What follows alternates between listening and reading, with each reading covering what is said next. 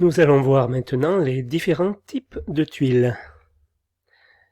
Alors tout d'abord, les différents termes de vocabulaire qu'il y a sur une couverture. Donc le 1 qui est la partie inclinée d'un toit, la partie principale, qui s'appelle le rampant, qu'on appelle aussi le versant ou le long pan, ici, vu qu'on est au-dessus du mur de façade. Voilà. 2, c'est la longueur du rampant. La longueur du rampant, c'est cela. 3, c'est la projection horizontale du rampant, qui aura son importance pour la zinguerie, par exemple. 4, donc la pente, la pente du toit. 5, donc les combles, ce qu'il y a sous le toit, comble habitable ou comble perdu.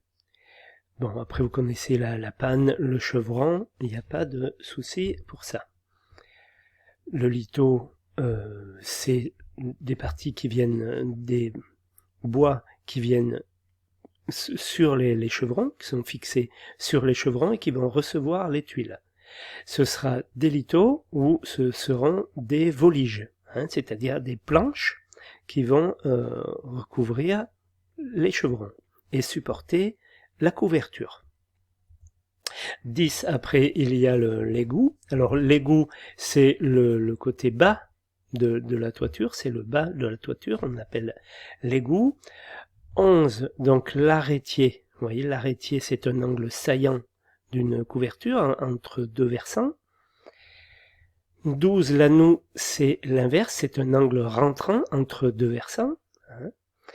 13, une souche de cheminée, une souche, voilà. 14, une fenêtre de toit, et non pas la marque bien connue, ça s'appelle une fenêtre de toit. 15, ça c'est une lucarne. 16, le poinçon, voilà, ici, l'intersection de ces trois versants par exemple. Voilà.